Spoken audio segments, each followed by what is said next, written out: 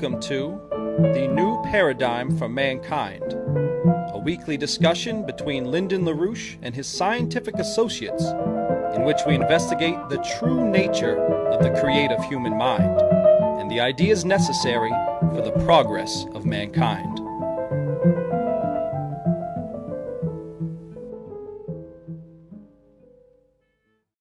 Hi, today is January 15th, Wednesday of 2004, and you're joining us for the New Paradigm show, which we have weekly. We're going to continue on our theme of creating a Promethean culture, a Promethean society that can destroy an inherently doomed Zeus oligarchical principle. And we have with us today Jason Ross and Lyndon LaRouche, and Jason Ross has some fun things for us today. Well, I'd like to start with a quote. Maybe viewers can guess when this might be from and who might have said it. What most frequently meets our view and occasions complaint is our teeming population. Our numbers are burdensome to the world, which can hardly support us.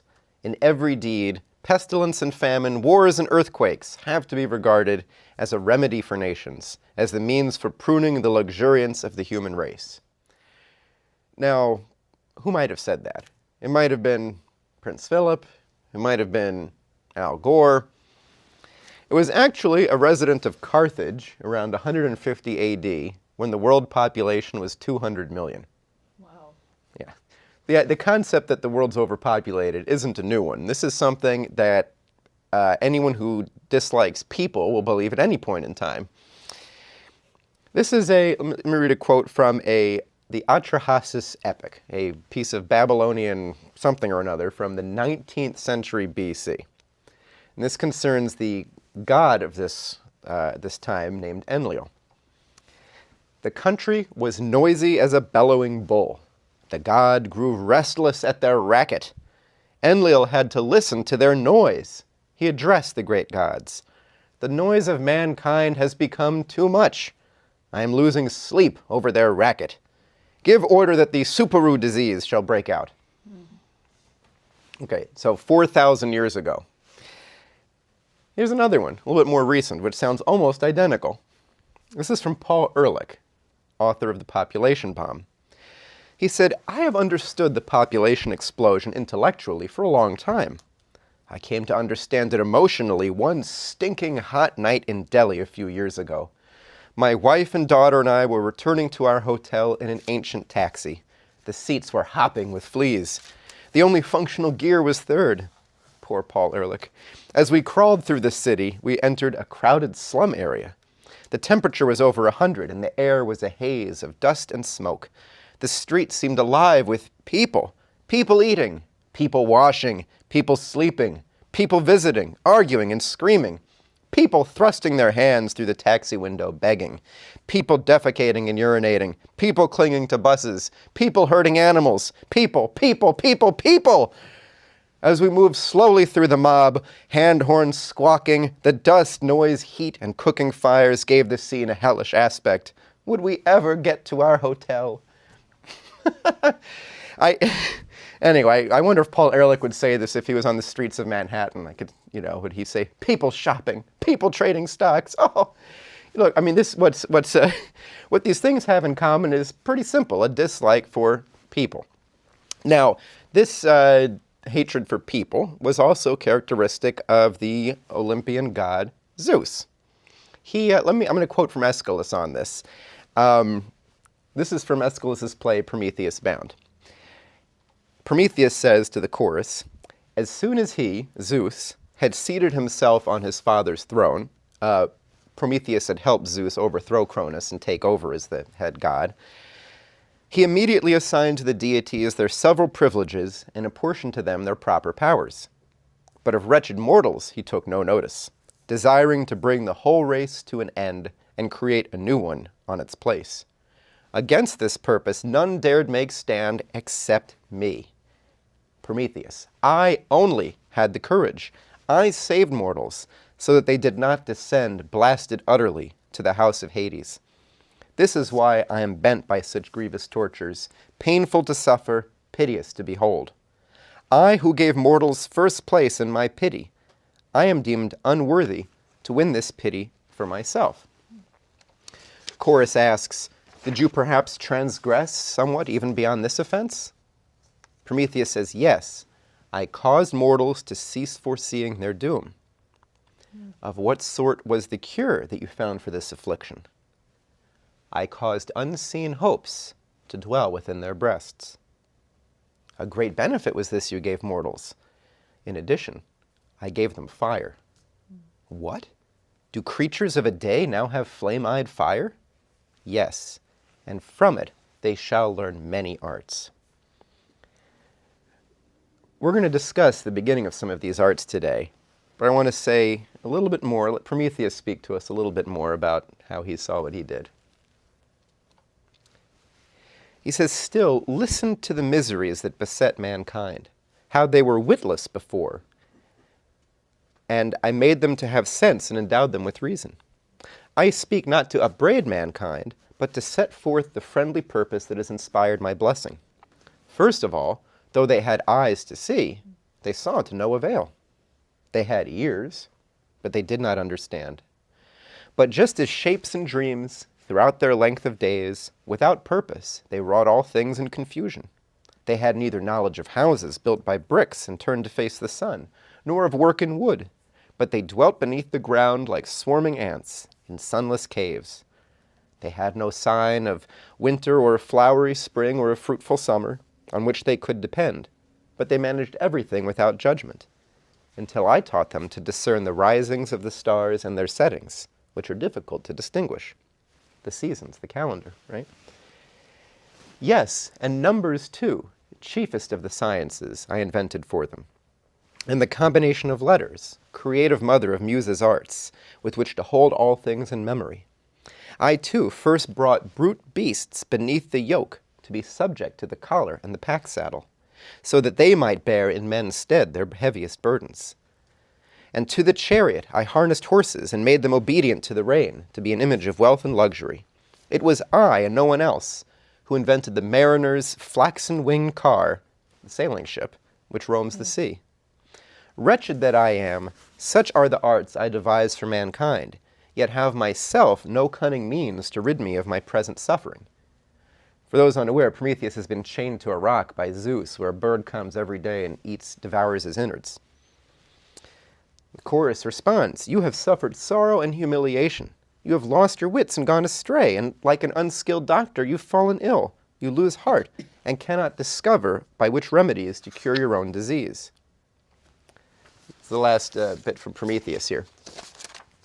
Hear the rest, and you shall wonder all the more at the arts and resources I devised. First and foremost, if ever men fell ill, there was no defense, no healing food, no ointment, nor any drink. But for lack of medicine they wasted away, until I showed them how to mix soothing remedies with which they ward off all their disorders. Now as to the benefits to men that lay concealed beneath the earth, bronze, iron, silver, and gold, who could claim to have discovered them before me? No one, I know full well, unless he likes to babble idly. Hear the sum of the whole matter in the compass of one brief word. Every art possessed by man comes from Prometheus. Now, as we've been discussing, and as Mr. LaRouche has been making clear in his work and his papers recently, this is not an idle speculation. This story of Prometheus, as told by Aeschylus, Sophocles, Goethe, others, this is not entertainment, and it's not mythical. This represents a true principle of the human creative spirit and the inherent conflict, as you pointed out, Leona, with the oligarchical approach, with the approach of Zeus. So what I'd like to do today to make this, bring some real specificity to this is go through the last arts that Prometheus mentioned. The going beneath the earth and using bronze, iron, creating new materials. So let me shift over to the, there we go.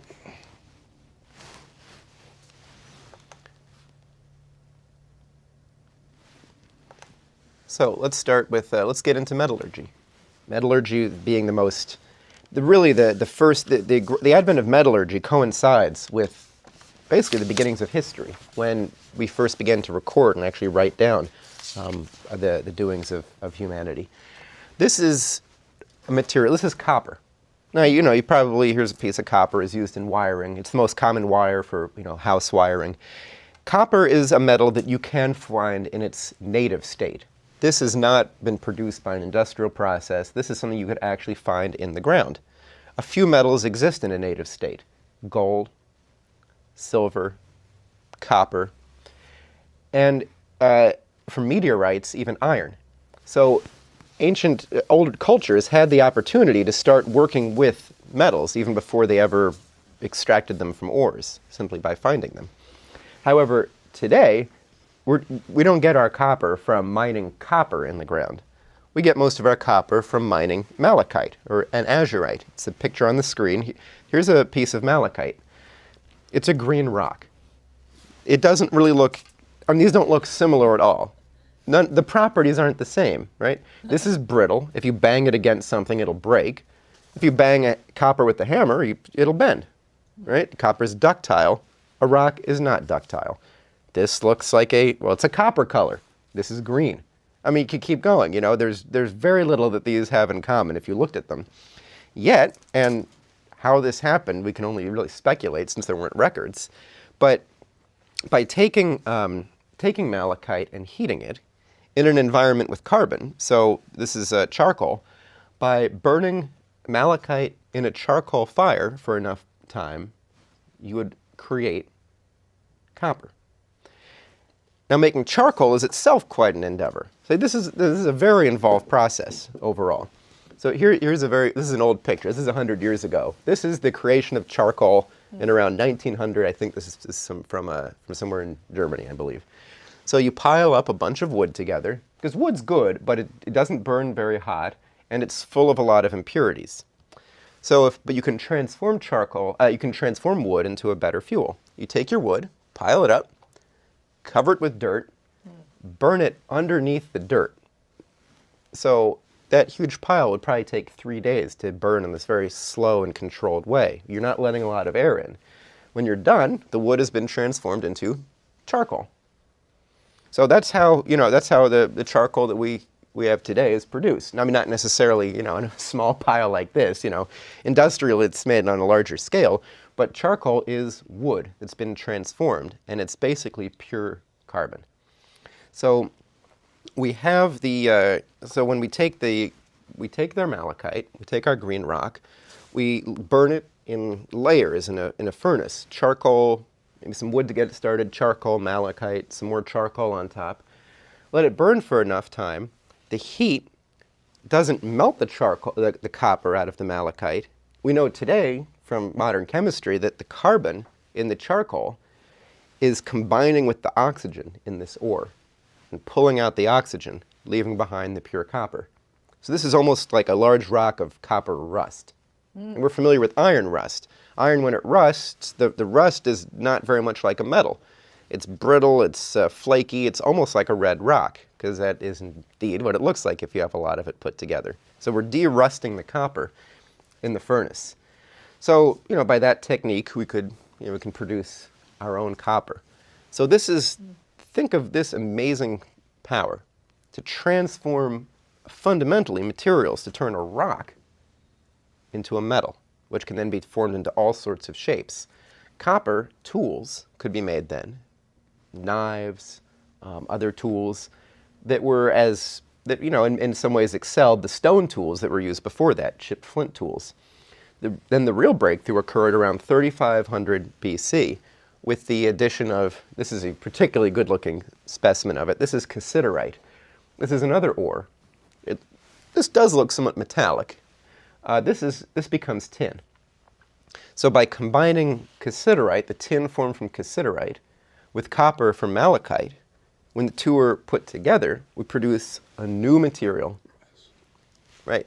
We produce bronze. Bronze, brass, you've probably heard both of these terms. They come from the same root, which is why they have got such similar names. Bronze is copper with tin. Brass is copper with zinc. So at this time, the Bronze Age, the copper mixed with tin This is now superior, and you would never want to use stone for any purpose now, not for tools anyway. This gets sharper than a stone tool. It's much harder than a stone tool. Bronze is better than copper. It's stronger. You can make it sharper. It gets harder. It melts easier. So again, think of this transformation from a green rock to a metal. And then, I know this is pretty rusted, so it's hard to see what it looks like, but copper and tin have been combined to make another metal. And if you look at it, the color of bronze doesn't even look like it's midway between copper and tin. It has a more golden appearance. It loses the red. It's not a mixture of the red and the silvery appearance of tin. So something's happening. We're creating new materials. Copper existed on Earth before human beings extracted it from ores. Bronze didn't. This is something that we made. So the opportunity to have bronze, what can you do with it? So you can make, I know this is not the most peaceful application, a sword, but because bronze melts at a reasonable temperature, you can melt it and then pour it into molds. This is called casting. You'd create a cast bronze object. You could create from working in wax, you can then make a bronze statue, for example. A bronze sculpture is not made by taking a big piece of bronze and then beating away at it.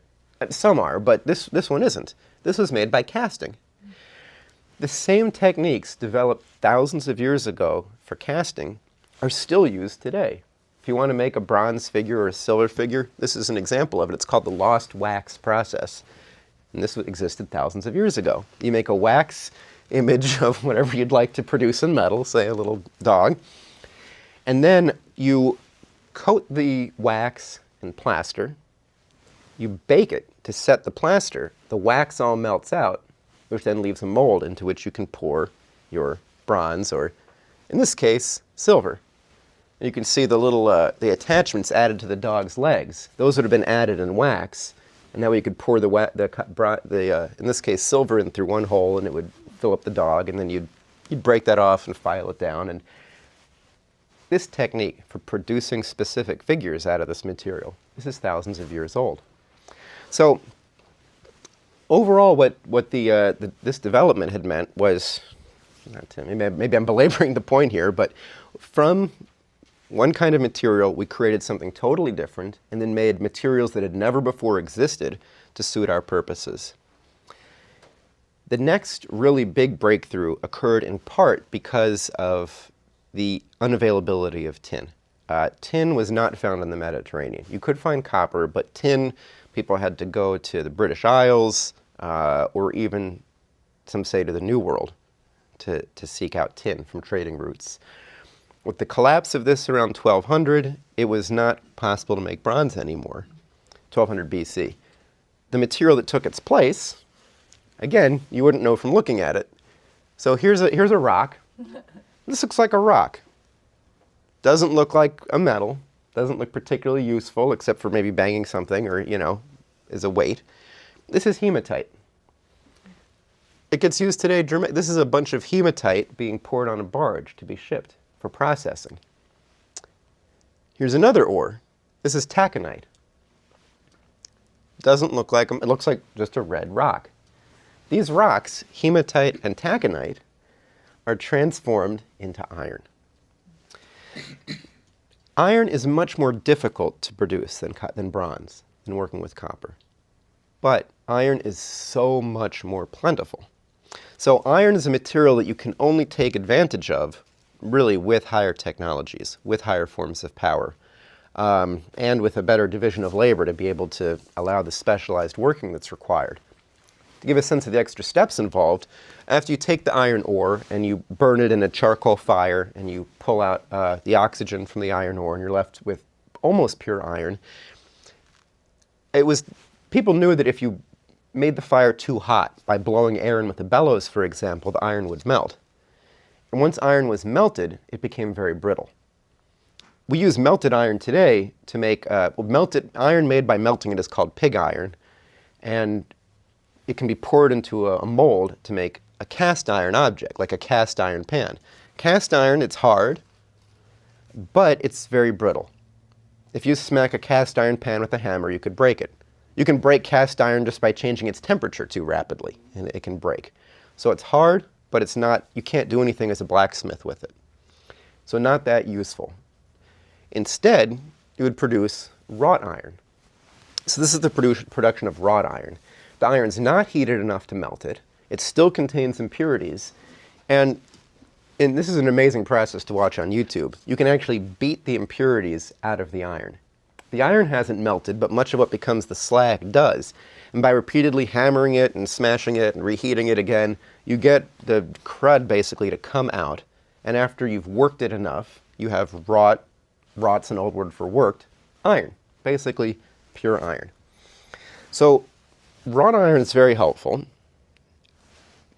but it's not as strong as bronze. What really makes iron possible to supplant bronze, such that we don't make that much use of bronze today compared to steel, oh, I guess I gave it away, is making steel. So this is an old Damascus steel knife. The production of steel, this goes back, basically the way you'd make steel is iron with about 1% carbon in it. So you would take your wrought iron, have it nice and hot, and you'd basically beat it into charcoal. You'd hammer it against charcoal, and then some of the carbon would, not that people knew this at the time, but would get into the steel, would carburize the iron and produce steel. The reason this has got all these different bands in it is you would have to do this repeatedly. Only the surface could become carburized and become steel. So you'd have to beat it into the charcoal, fold it over, rework it, expose a new layer, which was still pure wrought iron, beat that into the charcoal. So you might end up doing this refolding process 15 or 20 times. You can count it in here. How Yes. many times they did it. Right. Yeah. You can see this is a very, very intense process. This takes a lot of effort.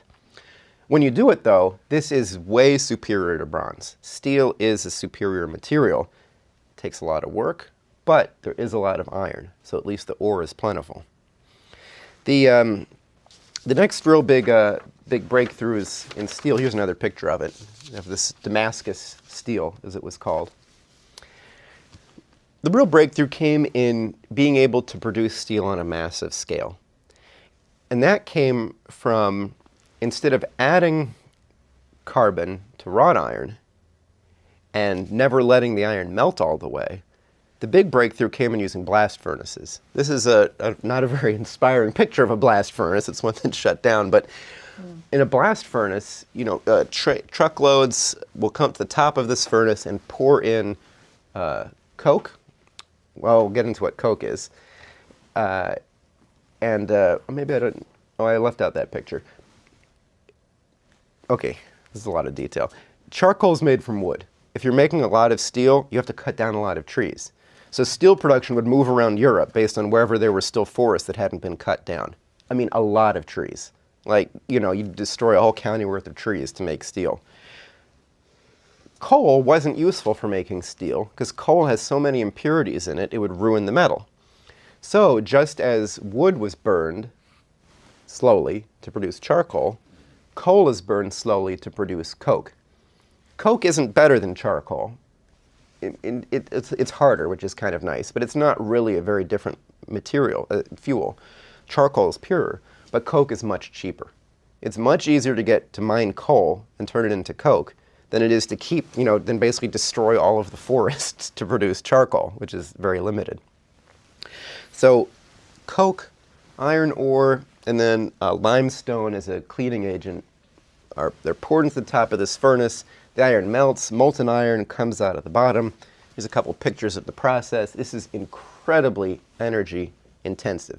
Huge amounts of heat, huge amounts of fuel are involved in this. You see a worker working with the molten metal. Very intense process. The molten metal could then be, for example, make the Eiffel Tower out of steel.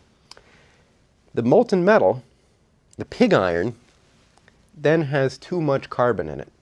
When it melts, it sucks in a lot of carbon from the charcoal. You've got to get that carbon back out. This is a Bessemer converter. The Bessemer steel process from the mid-19th century worked by blowing air into the melted pig iron. So earlier we used coke or charcoal to remove the oxygen. Now we're blowing in air to remove the excess carbon. So there's a lot of steps in this process, but by combining them all, we're able to produce the steel that we use today. More modern technology include, this is an electric arc furnace. So if you've got scrap steel and you want to recycle it, one way to heat it is just to pass electricity through it, and then it melts. Its own resistance generates heat, and then the steel melts. So here you can see these 3 huge electrodes that are put into this a pile of melted iron and then also scrap steel to melt it, to reform it. Here's one of these furnaces from the World War II era. So able to produce, recycle this steel. And then the other aspect, the other really big breakthrough beyond producing steel in this way, which really the mass production of steel is from around 1860 or so that it could finally begin. The other aspect is producing new alloys. So to take an example, oops, that's sideways. That's the top of the Chrysler building. It's made out of a lot of buildings. When this material was developed, a lot of people like to use it for their buildings for appearance purposes. You also see this in the kitchen of a diner, for example. Stainless steel. What makes it stainless is that this is steel that has another element, chromium, added to it, at least 10% chromium. If that steel gets dinged or scratched, the chromium in it reacts with the oxygen in the air to form a protective coating of chromium oxide, so it won't rust. That's why stainless steel, if you take care of it, will last basically forever. Another process done with steel is coating it in zinc, known as galvanizing. I bet you've all seen metal like this on a light pole or an electric power pole line, or you've seen this around. This is galvanized steel. The zinc on the surface forms this spangled appearance. The zinc won't corrode, the steel won't rust, but if you scratch through that thin layer, it will. So galvanization, stainless steel. There's a lot of different kinds of alloys and specialty steels that we make today for very specific applications, like using underwater without rusting, using in acidic environments without getting damaged, etc. So in all of this, let's get back to the conceptual point. That was a lot about how metallurgy works. This whole process, think about what we've done with the use of fire and the use of its power. As Prometheus said, that fire will give us many arts. And this has been one of them. The creation of new materials begins with metallurgy, really. And these new materials serve very specific and unique purposes now, including going beyond. Metals are now used for applications beyond the ones that would be applied to wood, for example. If you're building a building, you want wood that's strong, maybe you want wood that can bend a little bit. For applications for metal, same kinds of things. Is it strong? Is it hard? How dense is it? But with the advent of electricity, and the economy in which we use electricity, in which we've got motors, we've got lights, we transmit power, metals take on a new role. That's why a primary use for copper is in wiring, motors, generators. We're now using a different characteristic of the metal that didn't really matter before. Does it conduct electricity? That didn't matter 200 years ago. Now it does. Or take just to go a little bit beyond even the metals, the metalloid. There's a famous element called silicon. This is small creatures that make their shells out of silicon. Silicon is sort of a metal, it sort of isn't. By changing its composition, by adding in other elements to it, silicon's able to have very special electrical properties. Hence the name of Silicon Valley out in California in computing. So using those properties, this is a model of the first transistor developed in 1947. It made it possible. A lot of what computers are used for today is for entertainment and wasting your time. However, they are an amazing advancement in terms of automating production processes, automated machine tools, factory automation, the transistor, this new use of silicon, creating materials that have specific electrical properties is sort of is where this developed, where this is headed. And now we even know about, as Leona discussed last week, nuclear properties. We can, as the Chinese are heading towards doing, using helium-3 from the moon as a fuel source. So in all of this, it's astonishing to look at the power that we have as a species. It's really astonishing, the way that we transform everything around us. It makes you wonder, it makes me wonder, why are there 1.5 billion people on this planet without reliable access to electricity? Why are there 750 million people without water? Why are there 2.5 billion people without proper sanitation? Or over 1 billion, they don't have access to any, not even an outhouse.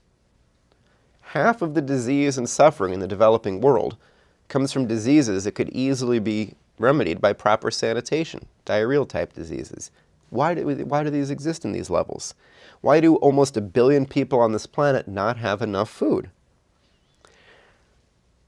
Given the clear nature of our species to improve our mastery over nature, to be able to do pretty much anything we want, it's really astonishing what we've been able to do. Why do we have these conditions? Is there some law of nature that a physicist hasn't exactly expressed yet about why we can't have irrigation, fertilizer, modern harvesting in poor countries? Is there some law of nature that prevents the use of nuclear power? It's intentional. The poverty in the world that we see, it really should disgust us because it's not accidental. It's not just the way things are. It's not true that, well, some countries are just poor. If we had not had an oligarchical system holding mankind back over all of these years, where could we be today? This power should really inspire us. So today, the real goal of an individual life, when you think about like the people who created the Bronze Age, those individuals who created these new things, we don't know their names. We have no idea who they were. We don't even know that well what area they were from. But they did something that had an unquestionably immortal effect. What they did changed fundamentally, almost like a kind of evolution, a supergenetic evolution, the human species. Most people have not had the opportunity to do that. Most people think of those numbers I just related. Somebody who is barely able to make ends meet, somebody under grinding poverty, does not have the opportunity, generally, to develop these powers of their mind. So the goal of any individual, Mr. LaRouche's goal personally, as he's made quite clear, is the development of a condition where every human individual has the opportunity to live a life that makes an immortal contribution. Our goal to bring everyone to be able to be a Promethean human being. This cannot exist along with oligarchy. So I ask everyone to consider that of, will the future know that we existed? Go several generations in advance. We've gone thousands of years back. 1,000 years from now, is what you're doing going to matter in 1,000 years? What kinds of things that you could be doing certainly would. Are we acting to make that opportunity to live that way a reality for people, physically and mentally? So that's, I think, the most noble goal for anybody. I mean, this is the aspiration for anybody to have today, to bring that future about. So. I think the other thing that you point out is it's not just that he gave us the art of fire or that he gave us the arts, but from what you just described, through the whole arc, it is the art to increase the capability to create fire or to increase fire, even the quality of fire. So it's not just then a certain particular instance that that is being an instance of development of a certain society that underlies how you measure it, but rather this process, this continual process of progress that then defines the Promethean society, if that makes any sense. These things haven't disappeared. These technologies and the development so far is still here. But would we call it today a Promethean society? Well, not really. There's an underlying principle which has to be added to this. All of these things which you've just discussed and much more all involve a principle, which is the principle of the human species, which has no actual comparability to anything of, this sort of fact in itself. No species other than mankind has ever been able to perform what we call the universal principle of creativity. Mm-hmm.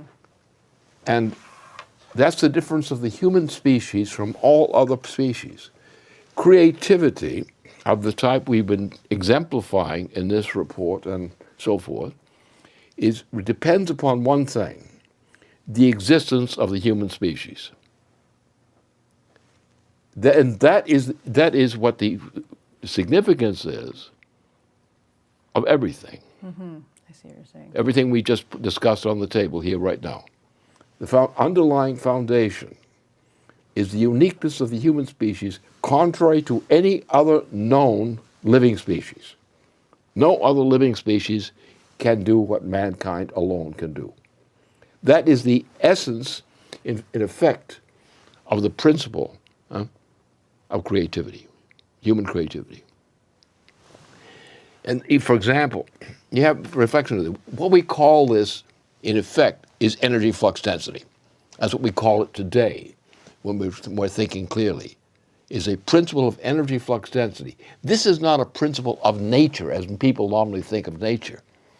This is a question. This is an issue of the difference between the human mind and all other kinds of minds.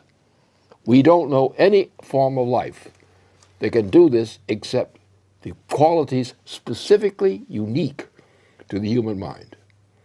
What you're discussing and representing in terms of this description of the process, you were discussing about human creativity as being intrinsically creativity.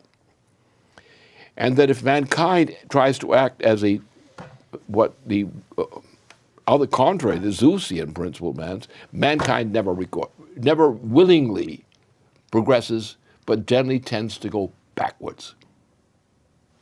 And the destruction of the human population to reduce its numbers is the repeated characteristic of the Zeusian principle.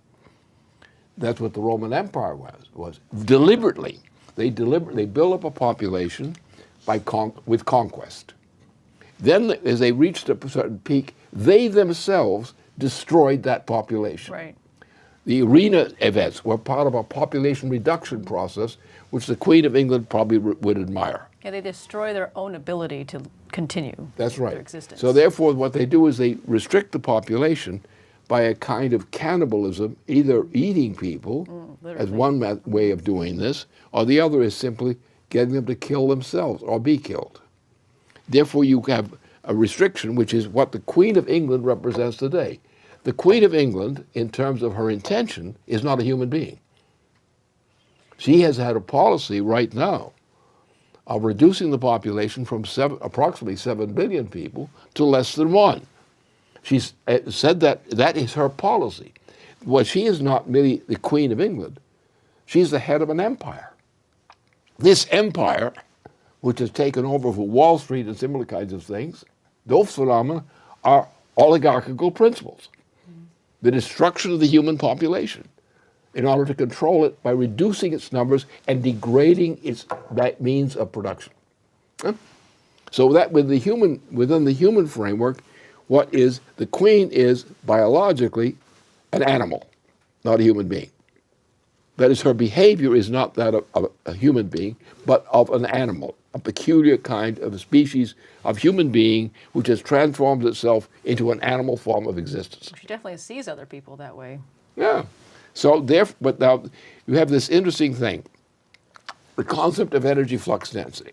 If you apply what we've been discussing at the table here right now, there's a little German slogan which came up. It's an old slogan, came up in the year 1960. Die Hauptsache ist der Effekt. And that, if you understand that in its humorous expression, you have implicitly begged attention to the fundamental distinction of criminals in human guise and really, normally human beings. Oh, interesting. Because what happens is you're describing in very good illustrative approach, you're describing a process of evolution of mankind itself. Because mankind is not only making discoveries, like discovering some gimmick, not like by making a new mechanical construction with old materials. Right. This mankind himself creates these transformations. And only mankind can do that. Things like that may occur by apparently accident relative to the human species. They do occur, have occurred in nature. But the deliberate creation of these steps of progress, it can only occur through the initiative of the human mind and the development of the human mind by the effect of making those advances. So it's a dual relationship. Right. It is not mankind acting on something or something like that. It is mankind acting on itself. Right. Under the, as I said, now the problem we have, there's a conceptual problem, that we do not understand and define mankind in those terms. We do not define man as creative. We do not see that the energy flux density is a product, the increase of energy flux density is a product of human progress. That human progress from the most simple phase is fundamentally different than any animal life ever lived. Mankind is not an animal because mankind does not fit in any degree the distinguishing characteristics of any form of animal life. The voluntary capability of creation exists only for mankind. There is creation in nature, but it's not voluntary. It's evolutionary, a natural evolutionary process of any form of life. But essentially in human life, you have a distinction which does not exist in life in general. And that is the noetic principle. Die Hauptsache ist der Effekt. The Prometheus story really is, it's very instructive because when you say going backwards, that's what I think of now. Instead of just going back to a state that you were, the real going backwards is going back to what human beings so-called were before Prometheus. And now Prometheus then is really, he has this saying, which I don't have the exact quote, but you said, you know, they had eyes, but they could not see. They heard, but they understood not. And you see that what he's describing is basically they're beasts. And then Prometheus gave humans humanity. It's the meaning of the term bestial. Yeah. You don't have bestials among animals. There already are beasts. They're already beasts, yeah. So you can't call them. Don't blame them. And so also, some politicians are also bestial. Some presidents have been bestial. Oh, quite. They have been not bestial as a term of description. They have been bestial intrinsically. And this is the issue, the real issue of policy which is posed by such examples as the green policy. The green policy is a degenerate type of human being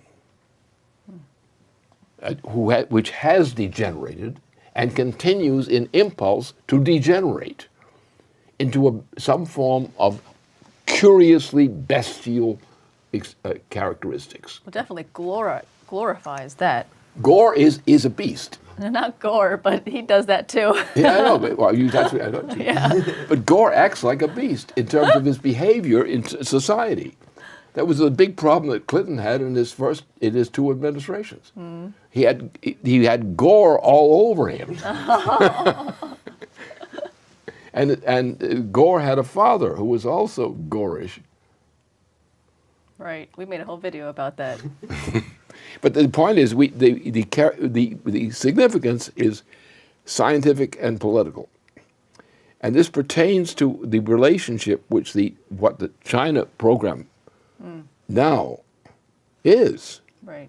Because we've opened the case with helium-3 in relatively great quantity in the moon, and with very marginal volumes availability on Earth itself, because of the magnetic field of Earth, which in living forms gives protection by the magnetic field for life on Earth. Mm-hmm. When we go to the moon, a place where the potential of life had died in the shrinking and decay of the sun to its present lower level than it had at its maximum activity, we now see this thing as a pattern more clearly. So therefore, we're not going to get a great amount of helium-3, which is an essential element to be freely available for purposes of developing thermonuclear fusion. Without helium-3, we cannot achieve the kind of progress in thermonuclear fusion which we require on Earth, only in a marginal degree. If we want a mass production of this product, we must colonize the moon, don't bring the people to live as a population on the moon, but establish, by our colonizing the moon, establish the equipment, the mechanical, electromechanical, and related processes, the chemical processes, by which we, from Earth, have gained control on the moon of a means of utilizing the thermonuclear fusion which we need, but we can only secure satisfactorily by helium-3. Well, ironically, helium-3 comes from, the helium-3 that we have comes from nuclear processes. It comes from nuclear bombs and nuclear reactions and so on. Yeah, but then the ones that the helium-3 would be mining from the moon would actually be coming from the nuclear process of the sun. That's right. And that's a massive radiation of the sun in all kinds of directions, but fluctuating magnitudes. And therefore, what we have to do, since we cannot put these two things together without an Earth-based plus a coordinated moon-based process, if we do that, we bring a new golden age to the human species. We also, by doing that, we change man from being an earthling to an active power penetrating all the immediate sections of the solar system. This revolution, which is what we must go to immediately now to start the process, what China started the process by putting the focus on the utilization and realization of the application of helium-3. And by the utilization of that process, we can do for mankind on Earth what mankind on Earth cannot do without this application of a source from the moon. Therefore, we have ceased to be earthlings, as I've said. We are no longer destined to be earthlings. We are now a power within the solar system, even though we can't live on most of the territory of volumes within that part of the solar system that we're more fit. So we have to take Mars not as a target for an isolated development, where you travel from Earth to Mars, as a joy trip or something. What you're now going to do is you're going to plant on Mars apparatus which we know can work on Mars, build up that system of apparatus as we can on Mars by exploration. But we're not going to live there. We may have visits there, which may be essential to get this project going. But generally what we will do, we will develop systems by the very development of thermonuclear fusion, by the aid of helium-3, and applying that to that process, we will then move in a new direction. We will now be able to build with the kind of what we can produce on Earth now. We will now build a source of material and material processes by which we can reach out from Earth to plant on Mars and on satellites. We can plant on these things that mankind, by means of the increased power of mankind, can control asteroids. If we can apply the power to maneuver where the asteroids go, what their course of end, so that it doesn't hit Earth or doesn't hit the moon, then, except for the micro asteroids, on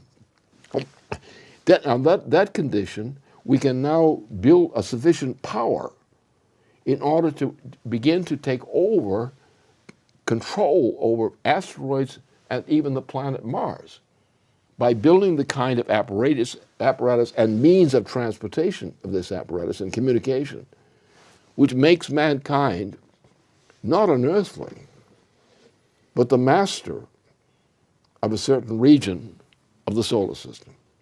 That is what we must reach, because the very idea of the defense of Earth depends on such an approach.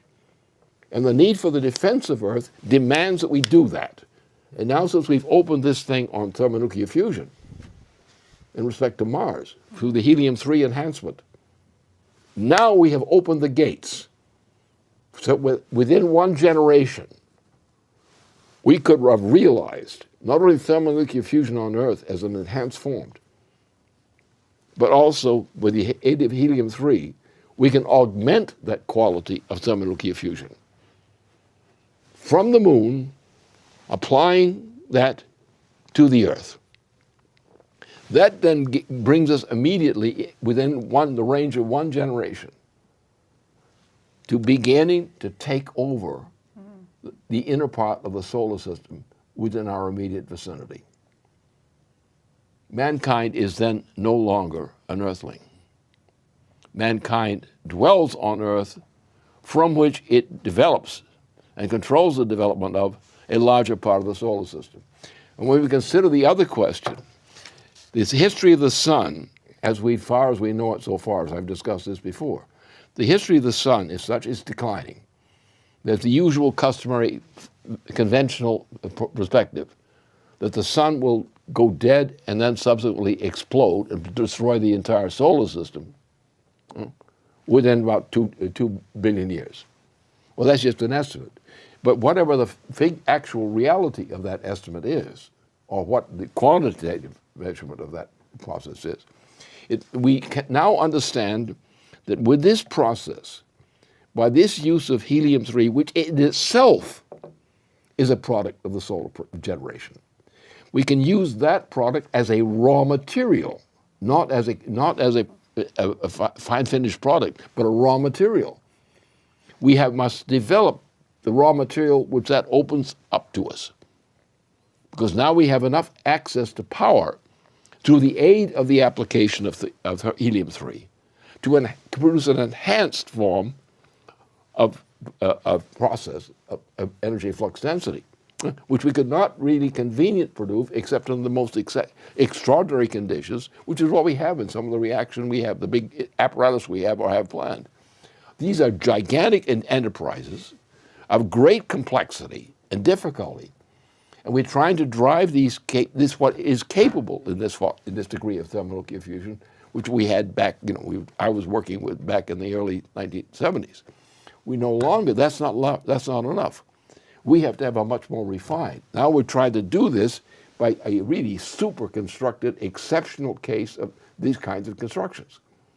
If we enhance these abilities such that they become much more effective available to us on Earth, we have now been able to tap the process of the sun, Right. which is a protectively dying phenomenon, in order to produce a factor within the solar system, a factor of action, mankind's action, which will tend in the long term through a continuation of that process, that principle of process, we can save the solar system. Or bring it with us. And we have to look at what we have to do. This raises the question of the fact that the solar system is an appendage of the galaxy. And we have to apply that thinking, and that not as merely as a formula, but as a perspective. Mm-hmm. We know that this galactic solar relationship, where the solar system is contained within the power of the galaxy, where the conditions of the solar system is the solar system's movement along a track which is determined and controlled within the galaxy. We know the galaxy, we don't know enough about it to be able to even touch this stuff. We simply know that phenomenon is there. So we take these phenomena, which we have very imperfect understanding of on the larger scale, we focus on Earth, the solar system, and the problems of Earth within that part of the solar system. We use that to build up a capability which leads in the direction of the long term which mankind must have for the survival of mankind itself.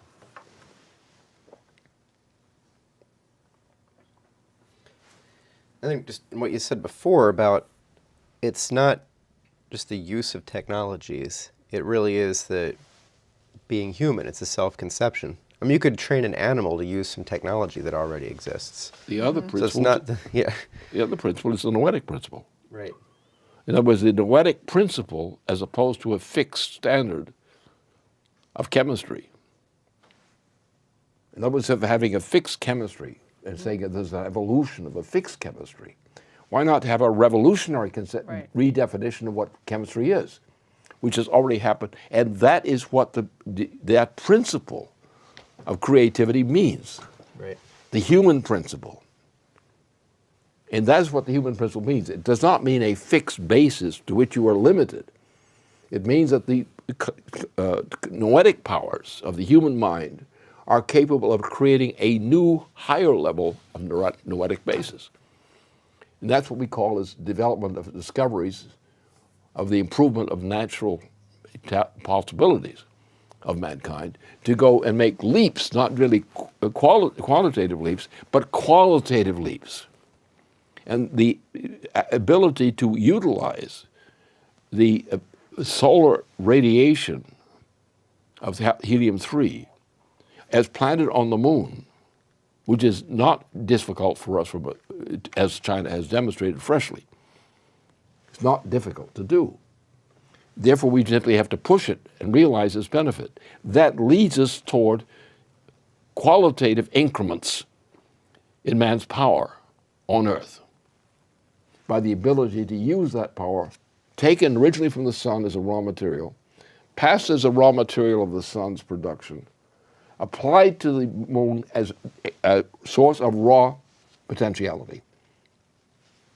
And if you can continue that, you get that cycle going where your enhancement of life on Earth and its productivity from the standpoint of the utilization of this other raw material, which we have a little source of, which is on the moon, radiated from the sun. Right, which then feeds back. All right, so now that mankind has always used that principle, whether it knew it or understand it or not, have understood that this is the way man functions. We take the product of a technology, which we may call it a principle, an advancement of principle of different qualities of materials, evolution, which we're describing in effect today. Right? So now we come to a higher order of the same conception. And we are led to that. But once we understand what the China destination is in this last project, if that is carried through fully, we have enough information to know that this is feasible. Mm-hmm. We have to engineer, which China is implicitly undertaking to do, which other nations could do, but ain't. And therefore, this means we are opening the gate to a general new sense of general principle of man's actual life within the solar system. And that breakthrough, the ability to recapture the moon as a resource of this type for mankind, leads to other developments, which are also similarly qualitative. Once we break loose of being earthlings as such, limited entirely to the category of earthlings, caged on Earth, in fact. At that point, once we make that breakthrough and realize that mankind on Earth can, from Earth, control a process which gives us something we could never do from Earth alone. And that has to be our perspective. We cannot simply fuss around and try to starve our way through to a survival of mankind in the present circumstances. This China option has actually actively presented the teasing ideas of feasibility, which give the whole of mankind a potential power which mankind has never had before. Yeah, it's a a depth, powerful quality of power which mankind has never had in its repertoire ever before. And that's the true expression of what we know of the Promethean principle now. With all these questions about what about the galactic relationship of the existence of the solar system within the framework of the galaxy. Obviously, the galactic situation is a factor which determines what the galaxy is, what the solar system is going to be. And until we understand the mysteries that are involved in the relationship, this kind of relationship, within what we already know, is a radical transformation occurring in the galactic system. And the galactic system is the thing that contains the solar system.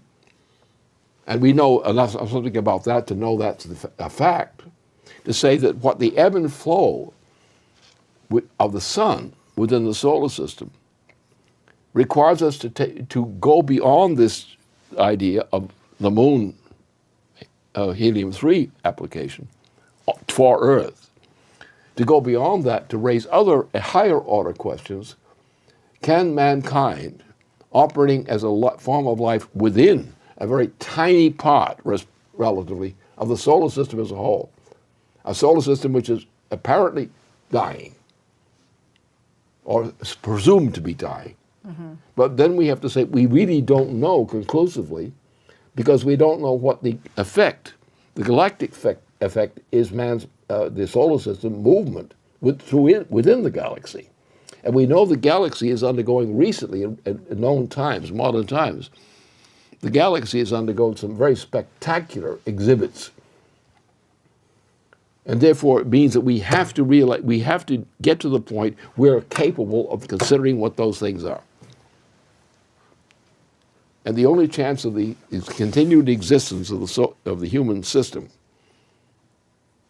is that. We don't know what the solutions are, but we should know what the problems are. And then within that context, take some of the shorter term solutions which are presented to us in principle now, and proceed from that with the understanding we don't know crap about what the effect is of the confinement of the solar system within the galaxy.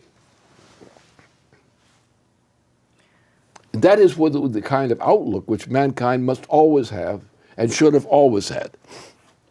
That's natural. Yeah. It's the natural relationship of mankind to the universe is what's involved. That is transmitted by the relationship of the solar system to the galaxy and beyond. Well, I think you've posed a sufficient challenge for today. I think we'll have some more follow-up on helium-3, on physical chemistry coming up in the next few weeks as well. And until then, join us.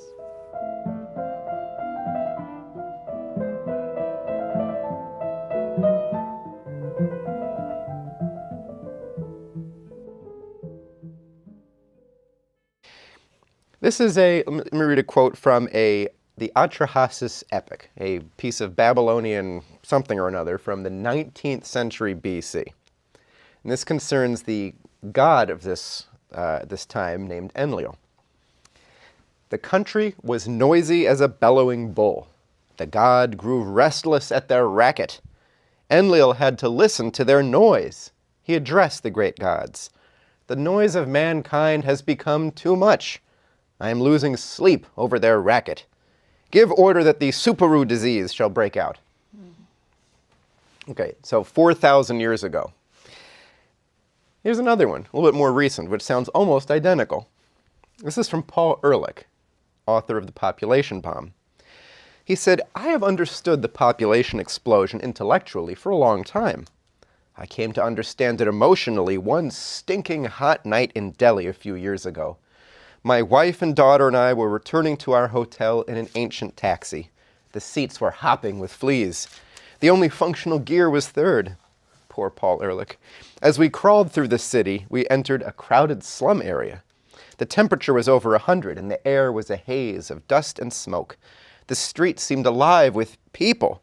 People eating, people washing, people sleeping, people visiting, arguing and screaming. People thrusting their hands through the taxi window begging. People defecating and urinating. People clinging to buses. People hurting animals. People. As we moved slowly through the mob, hand horns squawking, the dust, noise, heat, and cooking fires gave the scene a hellish aspect. Would we ever get to our hotel? Anyway, I wonder if Paul Ehrlich would say this if he was on the streets of Manhattan. Would he say, those unaware, Prometheus has been chained to a rock by Zeus, where a bird comes every day and devours his innards. The chorus responds, you have suffered sorrow and humiliation. You have lost your wits and gone astray, and like an unskilled doctor, you've fallen ill. You lose heart and cannot discover by which remedies to cure your own disease. It's the last bit from Prometheus here. Hear the rest, and you shall wonder all the more at the arts and resources I devised. First and foremost, if ever men fell ill, there was no defense, no healing food, no ointment, nor any drink. But for lack of medicine they wasted away, until I showed them how to mix soothing remedies with which they ward off all their disorders. Now as to the benefits to men that lay concealed beneath the earth, bronze, iron, silver, and gold. Who could claim to have discovered them before me? No one, I know full well, unless he likes to babble idly. Hear the sum of the whole matter in the compass of one brief word. Every art possessed by man comes from Prometheus. Now, as we've been discussing, and as Mr. LaRouche has been making clear in his work and his papers recently, this is not an idle speculation. This story of Prometheus, as told by Aeschylus, Sophocles, Goethe, others, this is not entertainment, and it's not mythical. This represents a true principle of the human creative spirit and the inherent conflict, as you pointed out, Leona, with the oligarchical approach, with the approach of Zeus. So what I'd like to do today to make this, bring some real specificity to this is go through the last arts that Prometheus mentioned. Going beneath the earth and using bronze, iron, creating new materials. We're going to discuss the beginning of some of these arts today, but I want to say a little bit more, let Prometheus speak to us a little bit more about how he saw what he did. He says, still, listen to the miseries that beset mankind, how they were witless before, and I made them to have sense and endowed them with reason. I speak not to upbraid mankind, but to set forth the friendly purpose that has inspired my blessing. First of all, though they had eyes to see, they saw to no avail. They had ears, but they did not understand. But just as shapes and dreams, throughout their length of days, without purpose, they wrought all things in confusion. They had neither knowledge of houses built by bricks and turned to face the sun, nor of work in wood, but they dwelt beneath the ground like swarming ants in sunless caves. They had no sign of winter or a flowery spring or a fruitful summer on which they could depend, but they managed everything without judgment, until I taught them to discern the risings of the stars and their settings, which are difficult to distinguish. The seasons, the calendar, right? Yes, and numbers too, chiefest of the sciences, I invented for them. and the combination of letters, creative mother of Muses' arts, with which to hold all things in memory.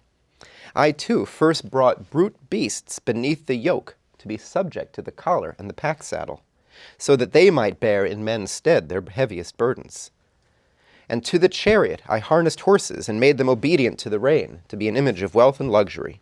It was I, and no one else, who invented the mariner's flaxen-winged car, the sailing ship, which roams the sea.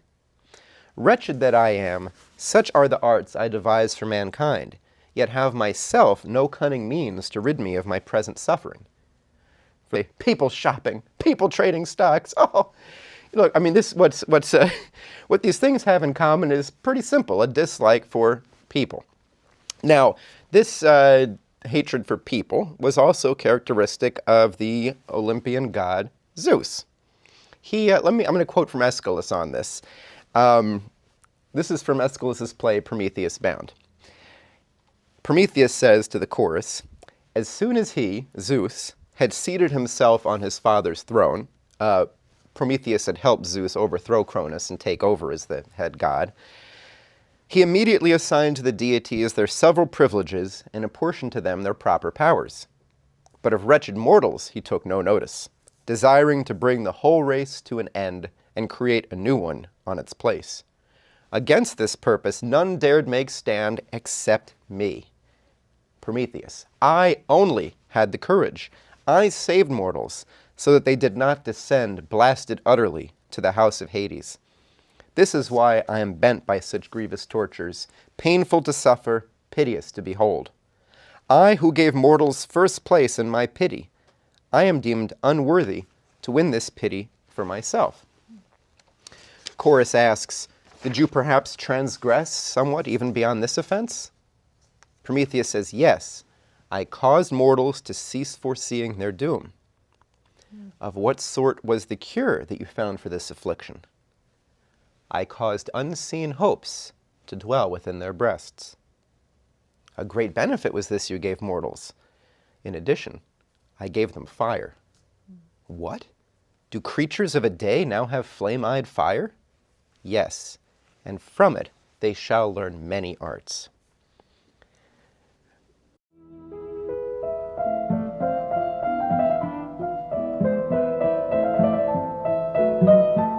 Welcome to The New Paradigm for Mankind, a weekly discussion between Lyndon LaRouche and his scientific associates, in which we investigate the true nature of the creative human mind and the ideas necessary for the progress of mankind.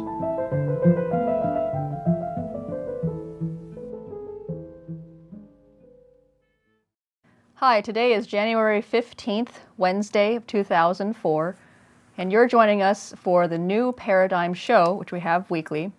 We're going to continue on our theme of creating a Promethean culture, a Promethean society that can destroy an inherently doomed Zeus oligarchical principle.